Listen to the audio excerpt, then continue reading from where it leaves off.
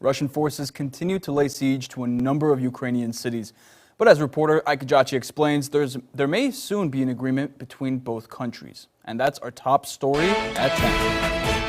Ukrainian and Russian officials announcing they have agreed to a new round of in-person peace talks to be held in Turkey later this week. That news coming as the war in Ukraine continues to take a heartbreaking toll. Ukrainian officials say at least 139 children have been killed since the Russian invasion began in February.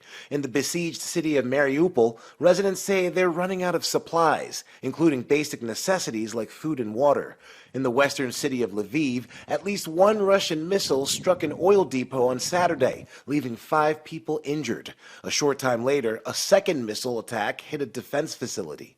In his latest address, Ukrainian President Zelensky renewed his call for just 1% of NATO's arsenal. During this week's NATO summit, Zelensky said Ukraine is especially in need of more planes and tanks. Secretary of State Antony Blinken announcing $100 million in additional civilian security assistance to Ukraine, including armored vehicles, medical supplies, and communications equipment. Saturday's attack in Lviv were not far from Ukraine's border with Poland.